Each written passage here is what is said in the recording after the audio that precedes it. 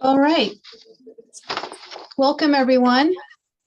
Good morning, good afternoon, good evening, wherever you are. Thank you for your patience while we unsuccessfully navigated this latest time change, but we're so pleased that you stuck around to join us for this very special presentation of the second public event of IAALA in Focus, the newly formed IAALA International Association of Armenian Librarians and Archivists under the umbrella of the Society for Armenian Studies.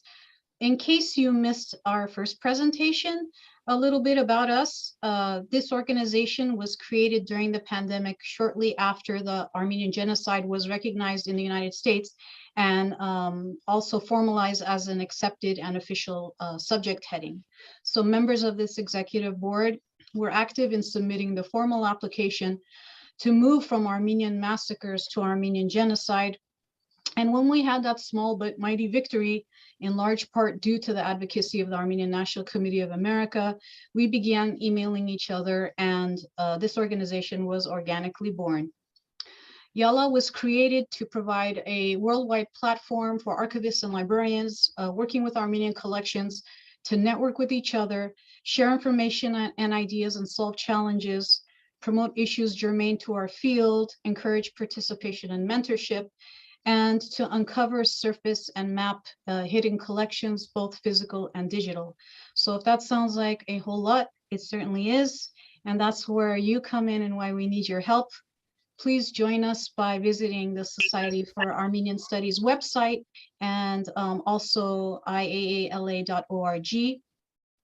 We sincerely hope that our programming will be dynamic and collaborative, reflecting you, our audience. If there's any topic you'd like to see addressed, or if you'd like to present yourself, please reach out to us and let us know. This series is called IAALA in Focus. And now on to today's program. I'm pleased to introduce Levon Avdoyan, a member of the first executive board of IAALA and esteemed librarian emeritus, Armenian and Georgia area specialist for the Library of Congress, who will serve as moderator for today's presentation and introduce our fantastic speakers. So take it away, Levon. Thank you, Ani John, and welcome to everyone. And I echo Ani's apologies for the mix-up on the time change, which is solely my fault, but I am delighted that so many of you are excited enough about our program to have stayed. I'm not going to take up much time with this introduction. It's for that reason that I prepared the biographies of our esteemed speakers, just so we can hear them and not us. I do want to say something personal about Houshamadyan. I discovered this several years ago on Facebook, and for those who disparage Facebook, because of groups such as Houshamadyan and the Armenian DNA Project, it has proved its worth. The work that Houshamadyan has done is extremely important, not only for the knowledge of everyone, but for the focus of this association to librarians and archivists. And I can assure our speakers that I and others have used their product to help researchers on all levels. And so they are to be congratulated. And those speakers are Dr. Elke Hartmann and Dr. Vahé Tachjian, who, as you will see from their biographies, have quite an estimable academic resume.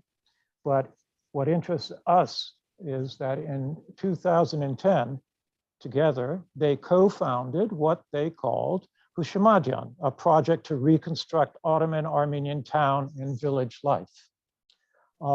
It invited, among other things, people to share their photographs, and they have constructed albums of family photographs, mine among them. Now that is personally fulfilling, but it also allows people like me to see where their relatives walked and where their neighbors walked and how they lived. So without further ado, I would like to introduce the two people responsible for this truly marvelous and miraculous program, Dr. Elke Hartmann and Dr. Vahé Tachjian, to speak to us about this initiative. Vahé, Elke, please. Okay, thank you very much for this wonderful invitation. So I will start, then I will give the floor to Elke. Just a few words about the Houshamadyan, the project. It's been already 11 years since Houshamadyan, the website, was established. It was in 2011. I would like here emphasize that during all these years, our website experienced multiple changes or fundamental changes. One thing that remained the same is the concept to present on our web pages the Armenian daily life in Ottoman Armenian cities, towns, and villages. Or to reconstruct fragments, because we are talking about fragments here, of the diverse and rich Armenian heritage in each geographical place. So therefore, there is a special place in our website, which is the main section of the website, where you can select a specific place, for example, Harpert, Diyarbakir, Gesaria, Sebastia, Musada, Rodosto, Van, and so on. And you can read here articles on this selected place. The topics could be very diverse. You can find here articles about religion, religious customs, festivals, games, schools, churches, monasteries, pilgrimage places, dances, songs, and many others. So each of these articles are illustrated with old photographs, sometimes drawings. You can find here maps prepared by our team, sometimes videos based on the materials that we find on this specific region or place.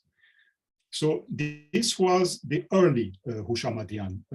This is the way that we presented ourselves to the public in the first years. As I said, this important section is still conserved. It is our main section, but we have now another important section, which was never planned in the beginning. So let me explain in a very short phrases this new section, or relatively new section.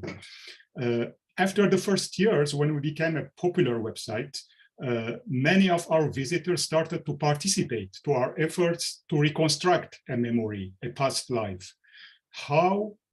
Mainly by sending to us digital copies of their family archives, things that are related to their ancestors back in the Ottoman Empire, for example, old family pictures, unpublished memoirs sometimes, letters, memory objects like, I don't know, clothes, embroidery, ustensil, and so on. So this was really a challenge for us because we started to receive thousands of digital pictures, and the senders of these materials wished to see them displayed on the website. This way came the idea to open a new section, and we called it Open Digital Archive, or simply ODA. So we present in our ODA section collections of memory items preserved by Armenian families all around the world, short microhistories of each of these families. The family histories could go back as far as possible, but we cover the history of the family. So we,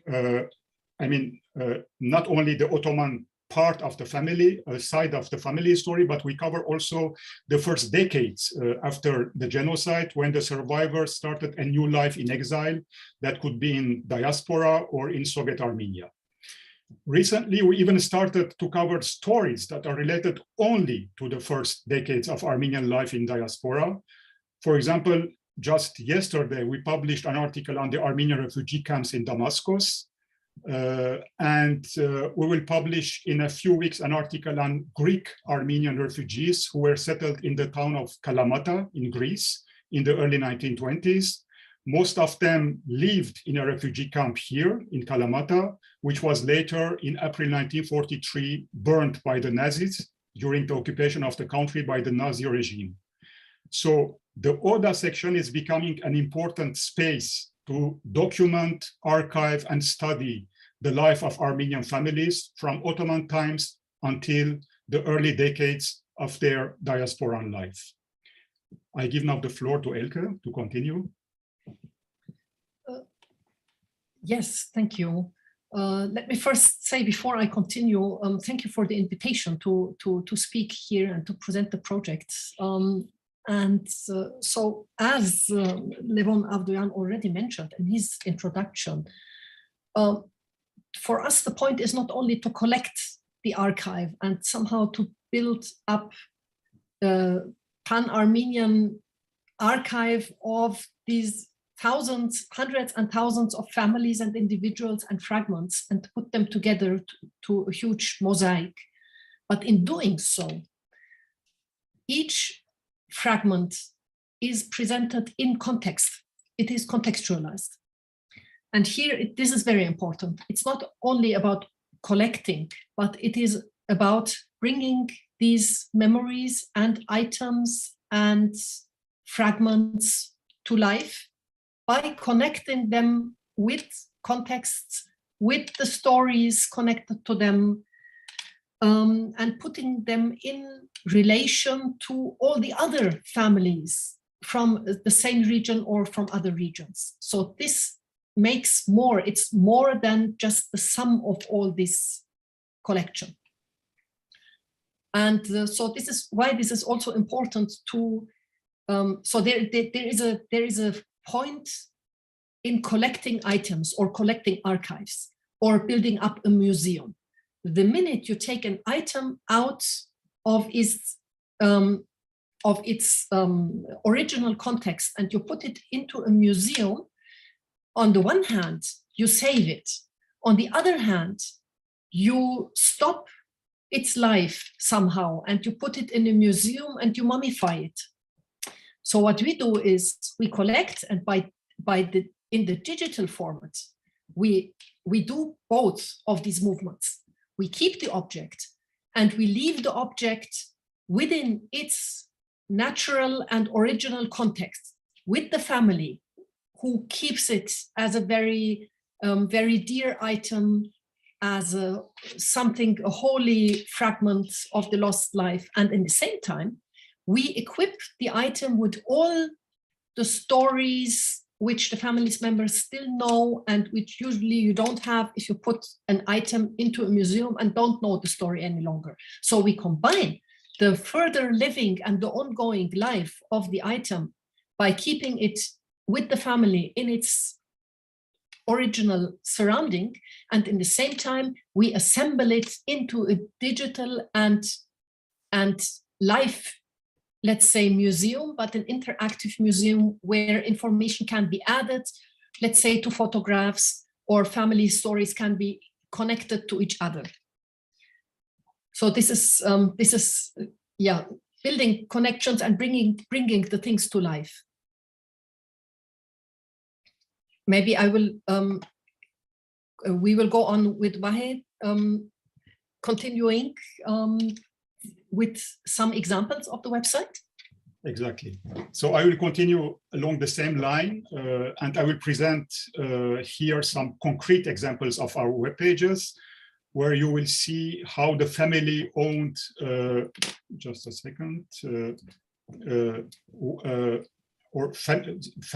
family collections, where we present documents, materials, and the stories, and you will see how we present them and how they are studied by our team.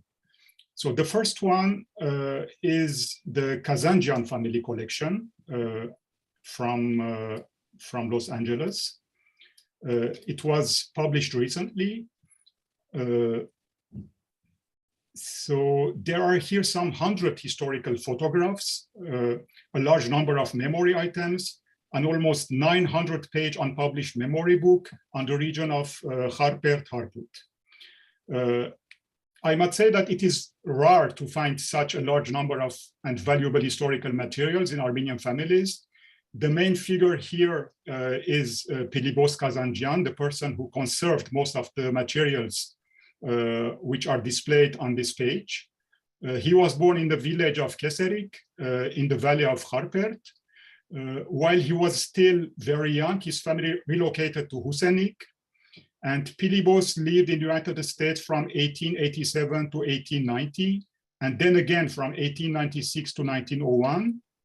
And in 1907, alongside his family, he permanently left Hussenik and settled down in the United States. So we present in this page the family history written by a member of the family. We present also interesting extracts taken from the unpublished manuscript, which is called Harpert and its Villages, Harpert Yevir Kurere. So it was written by Pilibos Kazanjian. The author presents here the history of the region of Harpert, the Armenian life here, different anecdotes from Harpert, and many other things. The selected extracts from this manuscript were translated from Armenian. In this case, I would rather say from Harpertsi Armenian, from the local dialect. They were translated into English and Turkish, and on the website they are presented in 3 languages.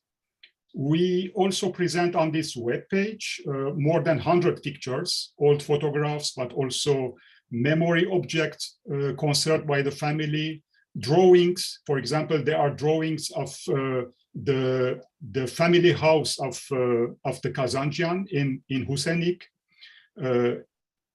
It was drawn by the son of Pilibos Kazanjian, Khosrov Kar Kazanjian, in the 1930s, completely based on his memories, on his memoirs, So and yeah, this is this one. The richness of the materials in the Kazanjian family collection is mainly due to the fact that the family left Harpert in 1907. That means long before the genocide, and later descendants of the family continued to conserve these materials. I will show you another webpage where the family, in this case, unlike the Kazanjian family, were still in their hometown in 1915 during the genocide. So that means they lost everything, and the survivors continued a new life in the United States. This one is the Shahinian family page. The Shahinians are from Van. The old family photos or memory items from the old country are missing here. But we have what is called materials from intangible cultural heritage. In this case, these are songs from Van. Both in Van and later in the United States, singing, dancing, family feasts were really very frequent in the Shahinians' house. And the songs presented on this page were often performed during family gatherings. And what is very exceptional in this case is that many of these songs were recorded in the 1950s by the family itself. And in this way, some unique and really wonderful songs, mostly Armenian, but also in Kurdish and Turkish, sung by the main figure of the family, or the main singer of the family, Vahé Shahinian, and his wife, Shushanik Shahinian Tachjian. Both were native of Van, and these songs were saved through these recordings and now accessible through this webpage. So again, we are dealing in these 2 examples, with these 2 web pages, we are dealing with extremely rich collections in terms of memory items, both tangible and intangible. So the most important in our ODA section is to document the rich, but also the diverse heritage of Ottoman Armenians, and to present that diversity of the individual and family experiences. So all these experiences offer us important clues for a better understanding of the Ottoman Armenian environment. The last collection that I want to present here is the Mardikian family collection. The materials that you see here are collected during our last workshop, Houshamadyan's workshop. It was a couple of months ago, and it took place in Thessaloniki in Greece. The family inherited only one single tangible memory object, and that was an object from their ancestors coming from Adapazarh. It is the photograph of a unique icon, the icon of the Holy Virgin. And this icon this painting was also displayed in the Armash monastery in the Bursa region. So the icon, the painting was in the Armash monastery. And the original icon of the Holy Virgin was a beloved place by the pilgrims who visited each year the Armash monastery. What is very interesting in Mardik's story, family story, is that the Armash monastery, together with the icon of the Holy Virgin, the painting, were all destroyed in the 1920s, 1930s. But the family, now refugees in Greece, continued to keep the photograph, which itself, the photograph became an icon, and it possessed, or it started to possess, the same inspiring power for the believers. And as we learned from the family oral history, refugee Armenian women in Thessaloniki, just as they had done in Armash monastery during pilgrimages in the past, would visit Mardik's family house and kneel before the photograph and pray as they were doing in Armash in the past. So these are the 3 pages. And again, I give the floor to Elke. I just started to talk about this building connections by contextualizing. So I will continue to speak on that topic and highlight this point of connecting lost ends, let's say, by purpose and also in effect of the growing Houshamadyan website, is that all this, like the materials assembled on the website, they connect peoples and generations in various ways. There is one dimension of connecting generations of Armenians. Again, I'm taking up a point that Levon Avdoyan has already made in his introduction, that, or maybe not in his introduction, but in the conversation we had before, that the families, the first generation of survivors, and many of us know this from own family histories, they were not necessarily able to talk. So they were passing on their experience in many times through silence. And the second generation somehow had to deal with this silence. So there was a missing link between the first generation who was familiar with the life they had led in the Ottoman Empire, and the second generation who was not familiar with it, who grasped some impressions of that life, but stood before a wall of silence or partly told stories about this lost life world. So via Houshamadyan, it is like they get a new connection. There is yet another connection between Armenian generations, between those generations who still know, understand, read, speak Armenian, and those who don't speak anymore, which is maybe the bigger part of the Armenian communities in the West, in the United States, also in European countries like France or so, where the first generation of survivors would live in such conditions of assimilation pressure that they, in many cases, did not manage to pass the language on. And so by translating and by contextualizing and explaining the items and memories and family photographs and so on, we connect the generations to each other. Another level of connection is to connect the Armenian people to one another.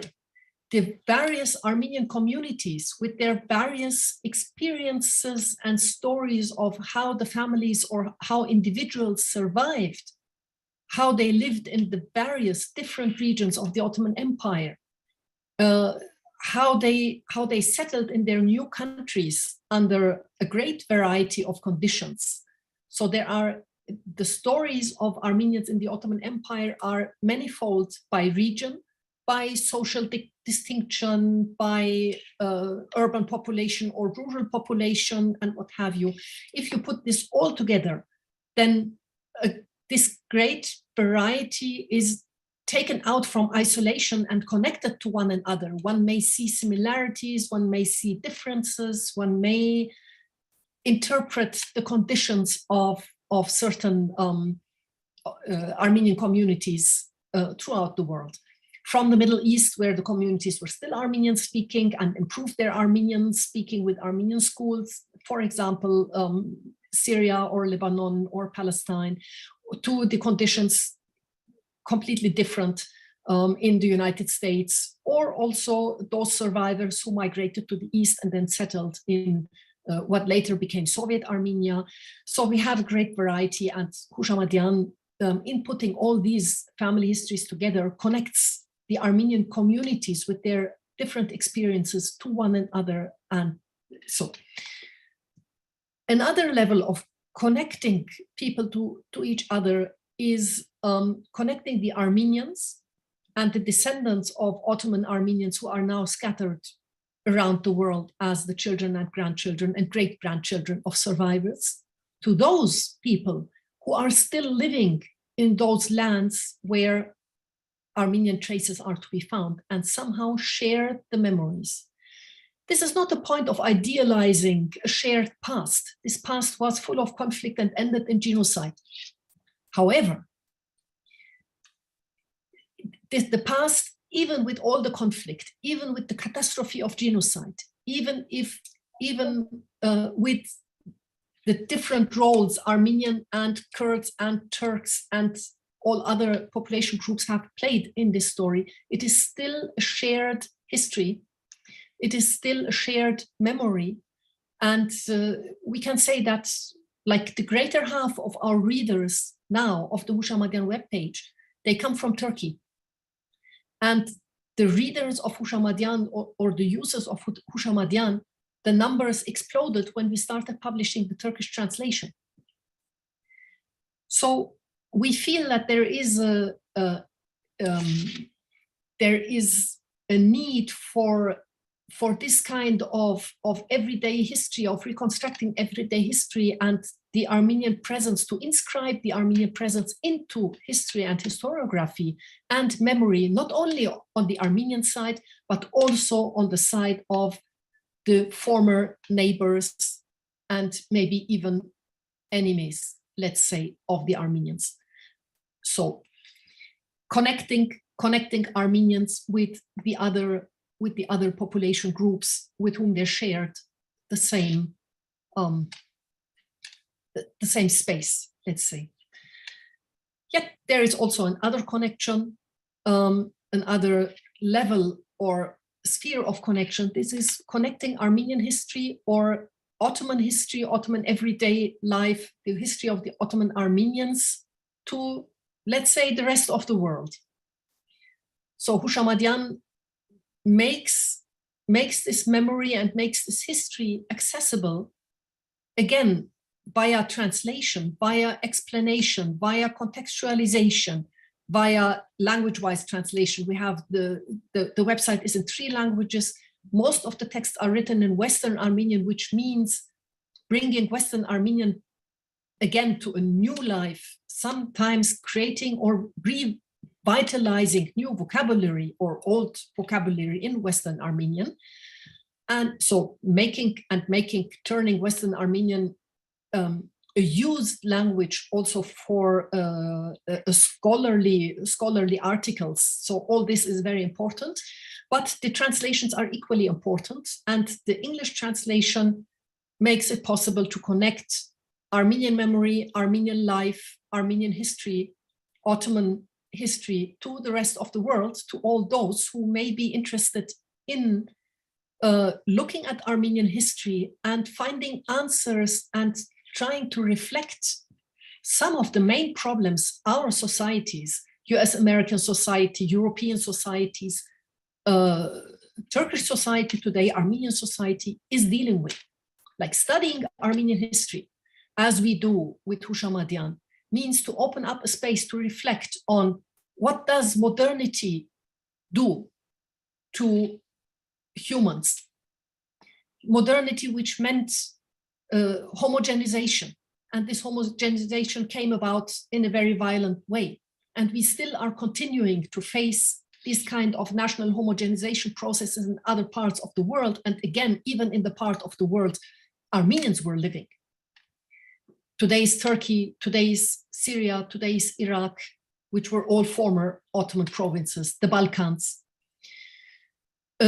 Also, like to understand how a society could have or tried to organize or to deal with plurality and diversity, which is one of the main challenges in our societies today. It is a thing that German society and political sphere and also United States are reflecting. Studying Armenian history provides a good example for all of these questions and for the hopes and maybe utopias that people try to think on. And of course, we know in retrospect that this ended in genocide, but not every experiment in organizing and living plurality and diversity has to end necessarily in genocide. So maybe Houshamadyan can give a clue and can provide ground for reflection and connect Armenian experience and Armenian diaspora experience, which becomes more and more important, I think, for a globalized world. Connecting Armenian diaspora experience and genocide survivors experience and the experience of living in this late Ottoman society with all its conflicts. Connecting all of this to the rest of the world and providing an invitation to reflect on that. I think we should stop here and open the floor for questions.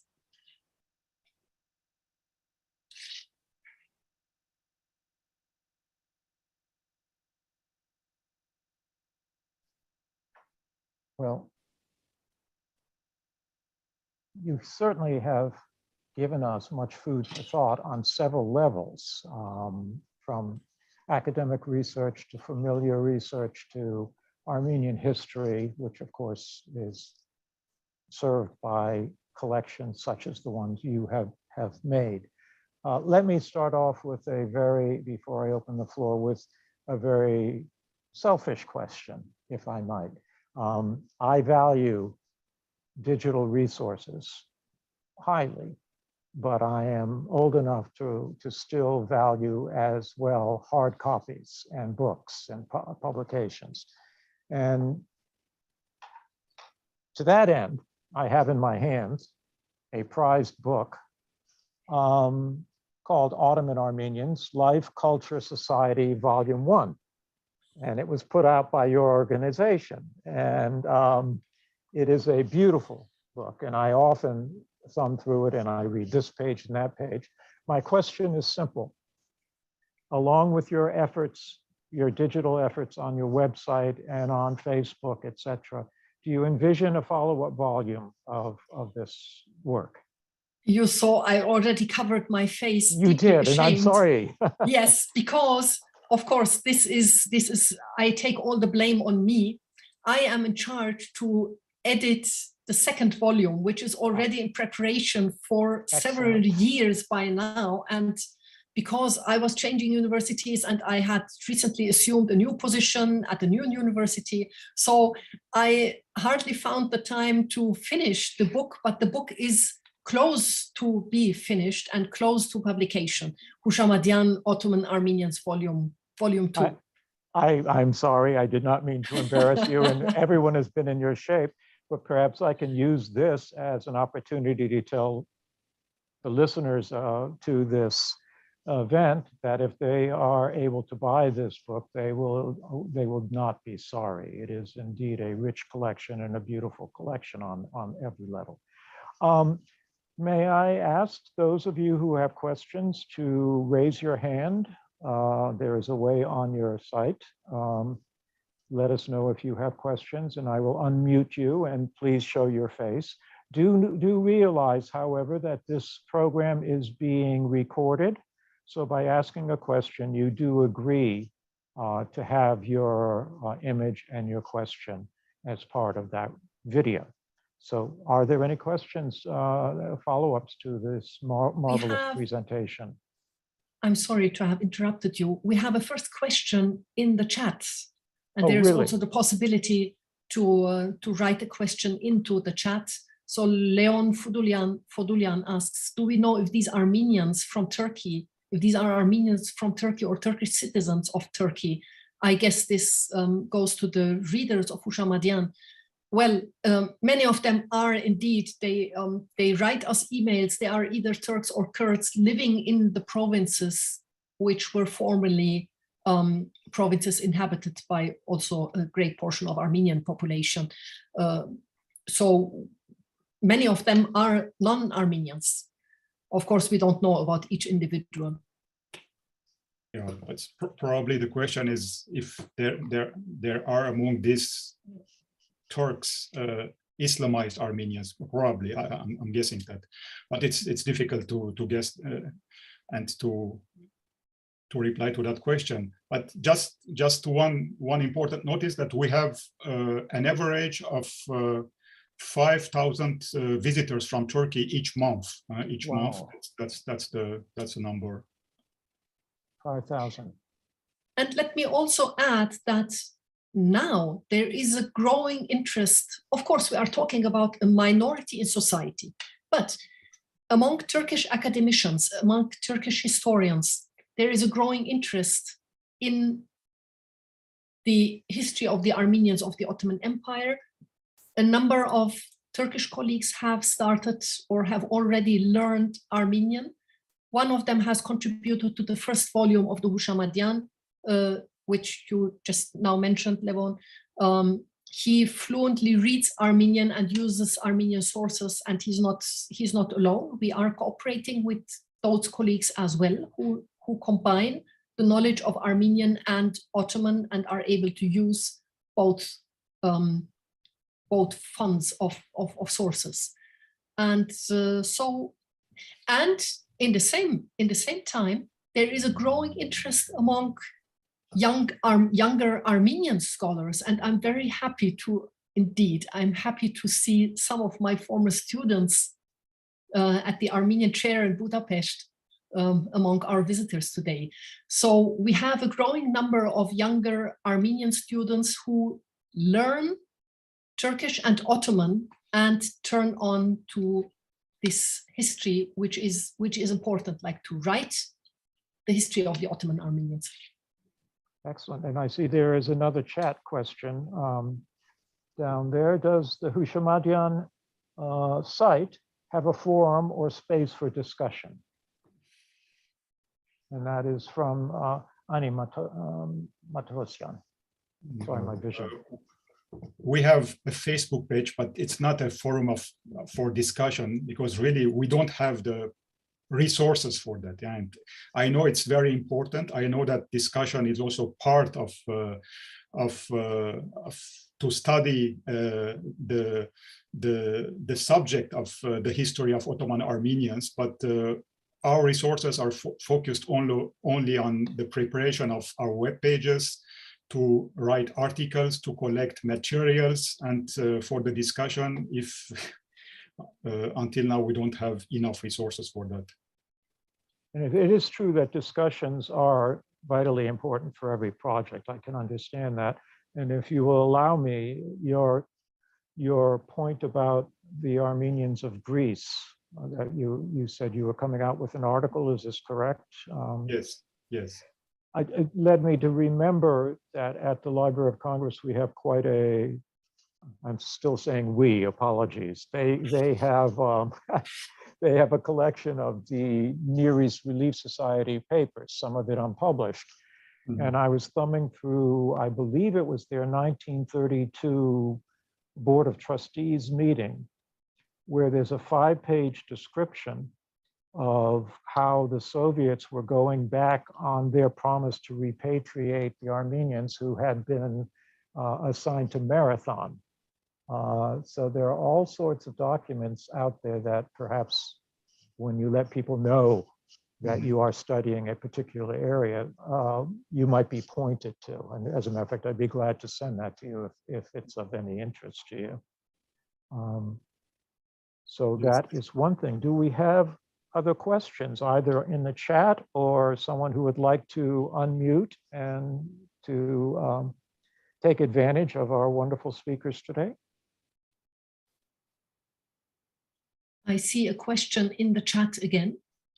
Okay. Leon Fodulian. Second question, was there a surge in new research project initiated thanks to the ODA? I assume that these archives provide a wealth of material to work on that go beyond the framework of typical archival document.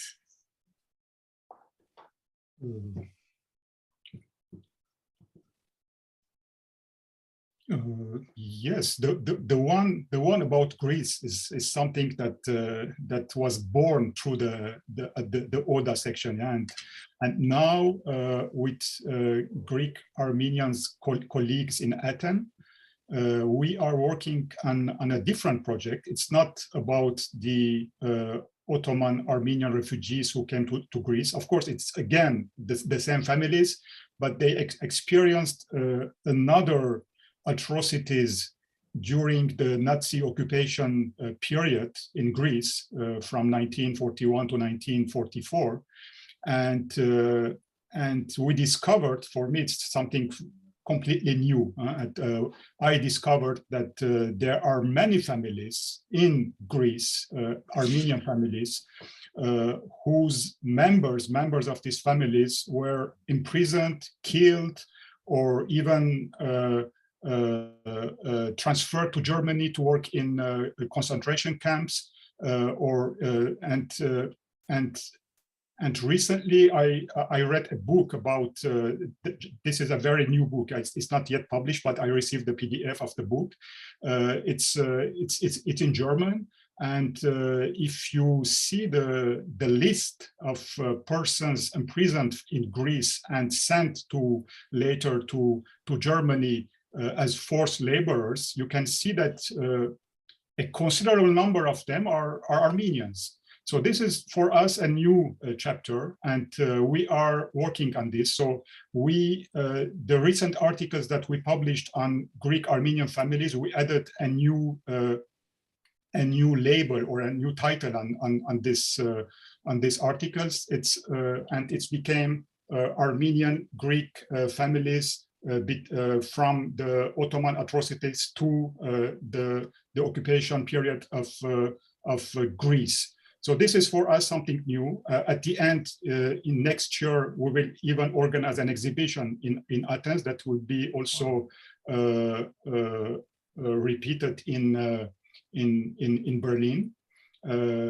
Yes, and this is something that was born in our ODA section through our workshops that we organized in Athens and Thessaloniki, and where families came and they told their stories. And in these stories, we discovered that there is also an important chapter of the Armenian history, because it's also part of the Armenian history that was until now very, very it was forgotten. I can say just simply forgotten. Maybe there is also another dimension, or let me talk about another example on a different level. One is like this kind of level that Vahé mentioned now, that you come to topics through the family histories, like the fate of the Armenians then deported by Nazi Germans.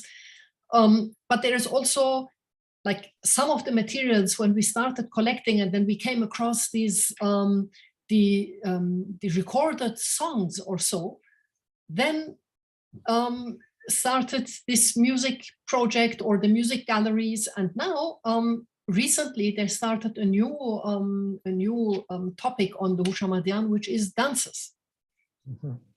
And here, this goes way beyond, the usual archival work to reconstruct the dances and to publish these pages together with, let's say, experts on Armenian folk dances from the various regions, combined with historical materials, combined with their expertise, and then producing these little videos and step by step, like explanations of the dance.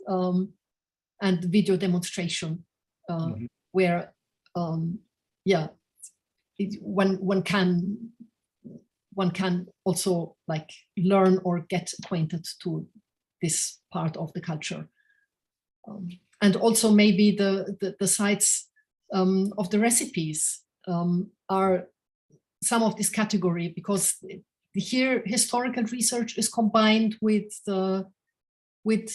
like publishing the traditional recipes and bringing them back, or like some people may choose a recipe from the website and try to cook this and explore these historical recipes. We have a couple of more questions in the chat. Do you want to take the one from Miss Natalie Cruz? I know that Houshamadyan has a tab for volunteers. Are those opportunities still available? If so, what does that entail? Would you have to be in a specific city to volunteer?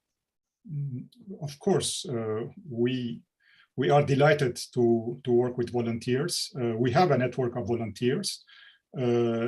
Just to mention that we have also a branch, a Houshamadyan association operating in the United States. Annie is there. Annie Kasparian is there. She's the chairperson of the association, and so of course when it becomes to volunteers, the best thing is to talk with the person, and then we can see how we can cooperate, in which field we can cooperate. But we are open. We need volunteers. We have volunteers, and we still need volunteers, of course.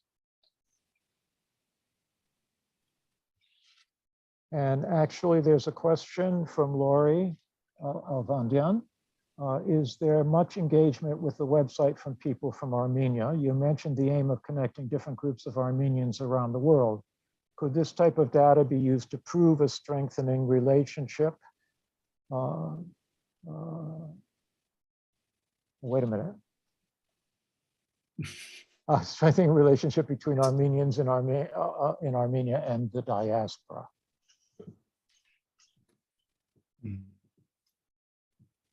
Elke, you want to answer? I think, well, we like part of the Houshamadyan, like as we work, the practical process of working is like these material collecting rallies we organize, the Houshamadyan days or Houshamadyan events or Houshamadyan workshops. And so this is the way we are doing this. We are we are planning a trip to one community where a lot of Armenians live, be it Greece, be it Beirut, be it some places in the United States, various places, or Istanbul, and of course also Armenia. So we come to the place, we formally announce that Houshamadyan will give a talk or a project presentation, and then we stay a couple of days in that city, and then we start like asking the people, or we announce in Armenian newspaper if there is, or other media, if there are, that Houshamadyan team is coming to this city, and we ask the people to bring what they have. And then we sit at a place, a school or a cultural center or so, and then people come with their family items and tell the stories. And there again, we need volunteers on the spot, because then, like, many people come and we record the story and we digitize the photos and the memoirs and whatever the people bring, and we photograph items and take notes on the stories. And we did this kind of Houshamadyan events in Armenia too. So Armenia is not like, it's not like that the diaspora are the genocide survivors and the Republic of Armenia is something different, but genocide survivors are also like some of the survivors came to what is today Armenia. So we have these survivors communities in Armenia as well, and all the families connected with their family stories. And it's just another variant of continuing Armenian life and coming to terms on dealing with the Ottoman Armenian heritage. So of course there is a link. And of course, we also have Republican Armenian readers and users of the website. And I should mention that we, both of us were teaching for a couple of years, and we co-founded a chair of modern Armenian studies at the Catholic University in Budapest, in Hungary. And there we had Hungarian students, and we had each year by scholarship, we had a number of students from Armenia and from Artsakh.